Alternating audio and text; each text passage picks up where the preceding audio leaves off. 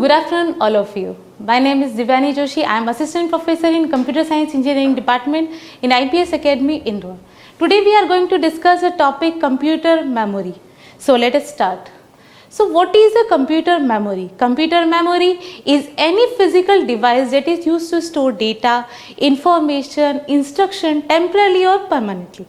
There are computer memories which store the data or information temporarily, and are some devices that stores the data permanently. It's just a collection of storage units that stores the information in form of bits. The memory block is split into some small components known as cell. Each cell has its own address that will range from address 0 to the size, memory size -1. Let us suppose our memory size is 64K. Okay. So the number of cells will be 64 multiplied by 1024, that will be 65536. So the address of the cell will range from 0 to 65535. So why we need this memory? As our human system, we have brain to store the memory or the information that we learn. So whenever it will be required, we will retrieve that information. So the computer system also like to have some memory so that it can store the data like text, images, audio, video, documents, etc. We can retrieve the data whenever it is required. For example, if we want to execute a program or write anything, we will retrieve that program from the main memory and write it and use it. Okay. If that program is no longer needed, so it will get stored into the secondary memory that will permanently store the data. And whenever again if it is required, it will be popped from the secondary memory to the primary memory. So let us see the classification of memory. The memory can be classified into various parts such as primary memory, secondary memory, cache memory and register. We will see in details. So first let's start with the primary memory. So the primary memory is the main memory of computer system which is directly accessible by the CPU, auxiliary memory and the cache memory. Main memory is the memory which is used when the active program is accessed. Okay, whenever any program we want to execute, we have to first load that program into main memory and then we can execute it. When a program is activated to execute, the processor first loads the instruction in program from secondary memory into the main memory and the processor starts execution. Accessing the main memory is faster as it is compared to the secondary memory, it is closer to the CPU. Okay, but the main memory is sometimes a volatile memory. That means if the power goes off, that memory will be lost. Now let us see some different types of main memory. First one is RAM, random access memory, and second is ROM, read only memory. Let us discuss about RAM, random access memory. Random access memory is used to speed up the execution of any program. The random access memory temporarily stores the data and it is also volatile in nature. As I discussed previously, volatile in nature means whenever the power goes off or the computer restart, the information stored in the RAM will get lost. Okay. Or it is called random access memory because it allows the user to randomly access or randomly store the data in memory. So let us see the different types of RAM available to us. So this is the RAM we have seen in our modern computer system. Now again let us discuss about the different type of RAM. There are two types of RAM. First one is static RAM and second one is dynamic RAM.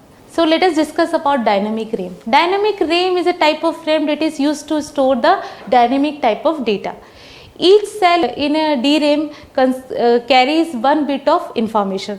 These cells are made up of capacitors and transistors. Hence the size of capacitor and transistor are so small that it requires millions of capacitor and transistor to store the data in it. So dynamic RAM is capable of storing more information than the static RAM.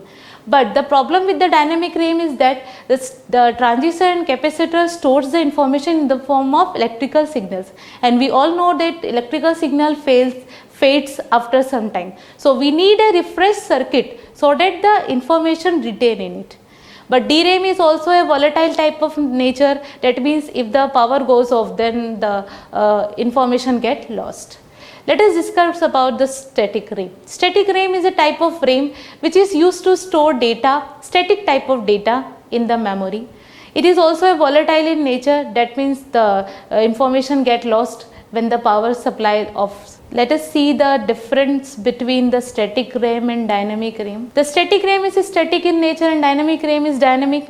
The access time of static RAM is low as compared to the dynamic RAM. Static RAM is made up of flip-flops to store the information, and dynamic RAM uses capacitor and transistors to store the information. So the static RAM doesn't require any periodic refreshing, and the dynamic RAM will require periodic refreshing as it is carries the information in the form of electrical signal. It uses cache memory, it uses main memory. Static RAM is expensive as compared to dynamic RAM. Its structure is also complex as compared to dynamic RAM, but the power consumption of static RAM is lower as compared to the dynamic. What are the advantages of RAM? If we have RAM in our computer system, the processor execution will be faster, and it requires less power to operate. The program loads very faster because if it is available in memory, we will not get it from the secondary memory. It increases the performance of the CPU. We can read or write anything, instructions, and it is faster than another secondary devices. What are the disadvantages? As the performance or speed is reduced of the RAM, then so is the performance of the computer system will be reduced. It is also volatile in nature. That means it requires electricity to preserve the data. It is expensive than ROM. It is unreliable as compared to ROM, as because of the volatile nature. The size of RAM is also limited. We cannot store maximum amount of data. Okay, now let us discuss about the another primary memory, that is ROM, read only memory.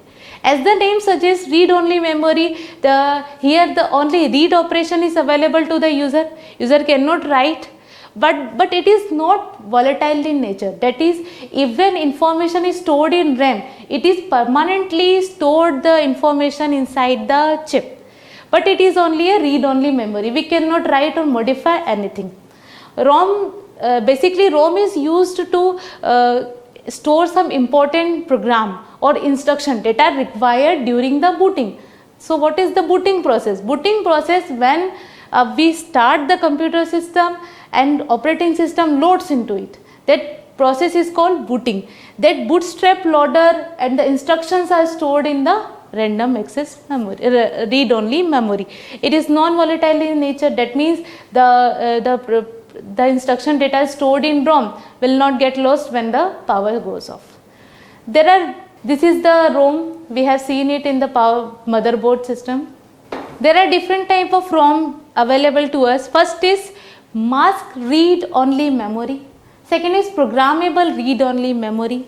Third is erasable programmable read only memory, and fourth is electrically erasable programmable read only memory, and last one is flash memory. So let us start with the masked ROM. Masked ROM is the read only memory whose programs are pre-configured by the IC manufacturer. That means the program data written in the ROM are written at the time of manufacturing of it. So user cannot modify anything in MROM. Next is the programmable read only memory. Programmable read only memory is just like a empty ROM. That means it is available to the user. He can reprogram it as he like, but only at once. Only once it can be read. So, but programmer need a PROM programmer or a PROM burner device. After that, the information stored cannot be changed or erased. Next is erasable programmable ROM. Erasable programmable ROM is a ROM which can be programmed by the programmer, and only one time he can erase and reprogram it whenever it is required, but only for one time. It has a capability to store the data for 10 to 20 years minimum. To erase a program, erase the EPROM, we require a UV radiation for at least 40 minutes to erase the data. After the data is recreated in the EPROM. Next is electrically erasable programmable ROM. In EPROM we have seen that only we can rewrite it only once, but electrically erasable programmable ROM we can erase it using high voltage electric charges, and it can reprogram whenever we require. We can reprogram it about 10,000 times, up to 10,000 times we can reprogram it. It can erase the data 1 byte at a time. The next memory is flash ROM. Flash memory is a non-volatile storage chip that can be written or programmed in small unit called block or sectors. Flash memory is a EPROM form of computer memory, and the content or data cannot be lost when the power goes off, as it is a non-volatile type of memory. In our modern computer system, we always see that flash ROM is the advantages of ROM. As we have seen in RAM that it is volatile memory and we cannot store the information, but here it is the non-volatile memory. That means even the powers goes off, the information is stored. It is a static type of memory, so we don't need any refreshing of content. The data stored is permanent. It is easy to test and store large amount of data in RAM as compared to RAM. This cannot be changed accidentally. That cannot be changed accidentally. It is cheaper than RAM. It is more reliable and simple than RAM. What are the disadvantages of RAM? ROM cannot be updated or modified every time. We cannot modify it. RAM we can modify it whenever we require. It is slower than RAM. It takes 40 minutes for a EPROM for applying electrical UV lights at high charge to destroy the data stored in it. Now, coming to the differentiation of RAM and ROM. RAM is random access memory, ROM is read-only memory. In RAM we can perform read and write operation, and ROM only read operation can be applied. RAM is a volatile type of memory. That means the power, whenever the power goes off, the memory got lost.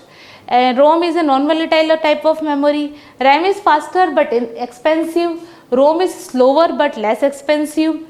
Storage data in RAM requires refresh circuit, but ROM is a static type of memory device, so it doesn't require any refresh circuit. The size of chip is bigger than the ROM chip to store the data. The size of chip here is smaller in ROM. Let us move to the secondary type of memory. We have seen primary memory, but the primary memory only has a limited type of storage, but we have lots of data that we have to store in our program, for our program.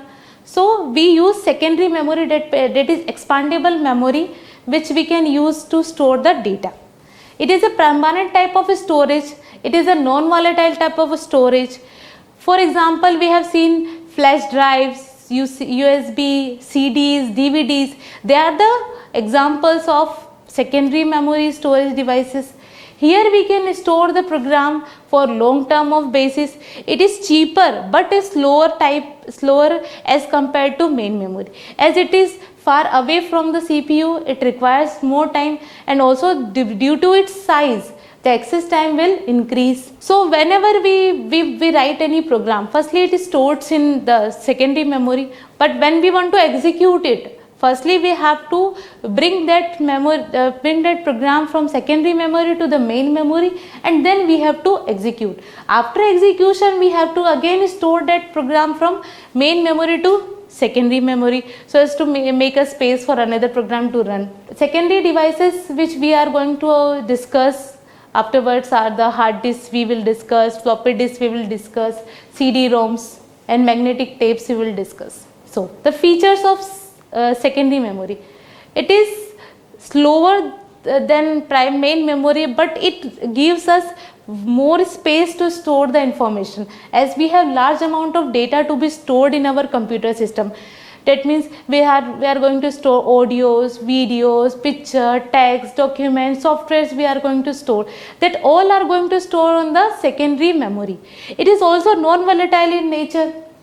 the data that is stored in the secondary memory is permanent storage type. That means the data will not be erased. It has various options, that is we have optical disk also, magnetic disk also. Okay, so we can use it whenever it is required. Next are the types of the secondary memory we are going to discuss. First is the hard disk. Hard disk we have seen in our computer system. It's a secondary storage device. It is a non-volatile type of device, and it permanently stores the data, program and files, and cannot lose the stored data when the power goes off, anything, or we restart the program. The program is always there in the secondary memory. Typically it is located internally on the computer's motherboard, that stores the retrieved data using one or more rigid fast rotating disk platter inside the air casing. It is a large storage device found on every computer or the laptop to permanently store the installed information, installed software, music, text, documentation, video. Even our OS is stored in the secondary memory. In the booting process, we bring that OS from secondary memory to the main memory. And the data, until the user doesn't want to delete, it is permanently there in the secondary memory. Now next, this is the picture of hard disk. We have seen it many times in our computer system. Floppy disk. Floppy disk is bit older than we are using. We are not using right now, but we have to study it. Floppy disk is also a secondary memory storage device. It is thin and flexible magnetic coated disk that holds the electronic data of computer system. It is also known as floppy diskette, that comes in three sizes: 8 inches, 5.5 inches and 3.5 inches. The stored data of a floppy can be accessed through the floppy disk drive. Furthermore, it is the only way a new program installed on a computer or backup of the information. However, the oldest type of portable storage device which can store up to 1.44 MB, since most of the computers are larger, that require multiple floppy disks to store a large amount of data. Therefore, it is not used right now. Again, next, this is the photo of floppy disk. CD we have used it. CD is compact disk. It is an optical disk storage device. We can store the many type of data, that is video, audio, or any file, or operating system comes written in this OS CD. The CD width is 1.2 millimeter to 12 centimeter in height, which can store approximately 783 MB of data size. It uses laser write to read and write data from the CD. In market there are various CDs available. If you want to store the data, empty CD we can get, and it will store the data permanently. We have seen this type of CD in our home also. Next, there are different type of CD. First is CD-ROM. It is used for bulk size mask like audio CD, software, computer game. At the time of manufacturing, the data is written in this CD-ROM. Second is CD-R. It is a recordable type of compact disc which can be written once a time with or modified or erased. Then CD-RW. CD-RW is a rewritable CD disc. It is rewritable disc often used to write or delete the data stored in it. But the size, the capacity of the CDs are less. So we use DVD drives. DVD is the full form stands for digital video display or digital versatile disc. It is an optical disc storage. It has the same size but store larger amount of data than the CD. It was developed in 1995 by Sony, Panasonic, Toshiba, Philips. 4 electronic companies developed this DVD drive in 1995. DVD drives are divided into 3 types. First is DVD-ROM, that is read only, DVD-R recordable, and DVD-RW, that is rewritable and erasable.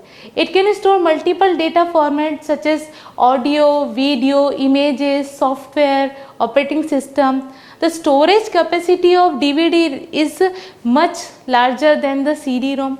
It can store up to from 4.7 GBs to 70 GBs of data. This is the photograph of DVD. Blu-ray disc. Blu-ray disc is also an optical storage device. You store a large amount of data or high definition video recording or playing other media files. It uses laser technology as compared to DVD and CD. It uses laser technology. They uses optical technologies to read and store data in Blu-ray disc. It can store more data at the greater density as compared to CD or DVD. For example, CD allows to store 700 MB of data, and in DVD it allows up to 14 GB of data, while Blu-ray disc provides a space of 28 GB of data from same size. Now, pen drives. Pen drive we have used. We all are using this pen drive. It's a very usable, portable storage device which can permanently store data. Portable means we can move it. Is also known as USB flash drive. It is commonly used to store and transfer the data connected to a computer using a USB port. It does not have any movable part to store the data. It uses the IC chip that stores the data. It allows the user to store and transfer data like audio, video, images, etc. from one computer to another.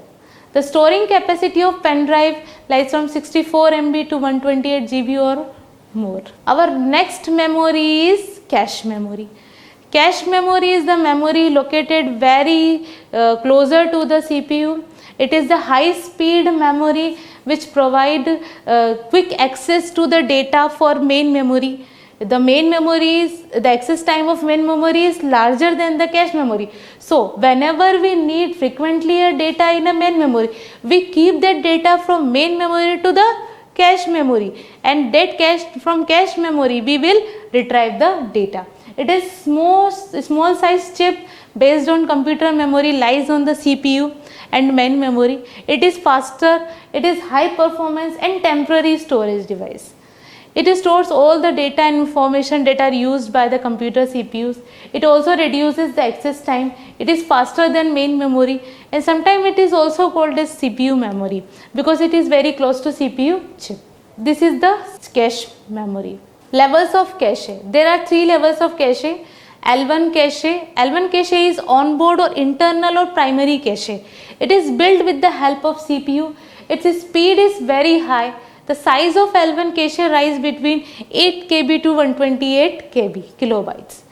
L2 cache, it is also known as external or secondary cache, which requires fast access time to store temporary data. It is built into separate chip on the motherboard, not built in the CPU like L1 cache. The size of L2 cache may be up to 128 KB to 1 MB. Now L3 cache. L3 cache data are generally used for high performance and capacity of the computer. It is built into the motherboard. This speed is very slow. The maximum size is up to 8 MB. What are the advantages?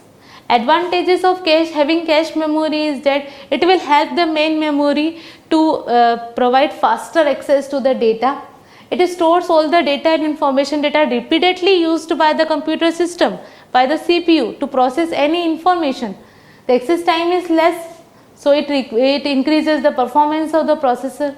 But it is costly as compared to main memory and the secondary memory, and also it has limited space. We cannot increase the storage capacity of the cache memory.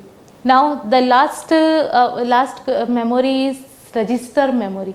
Register memory are the temporary memory. Whenever we are executing any instruction, whenever processor are executing any instruction, to store the data or to store the result, it will use the registers.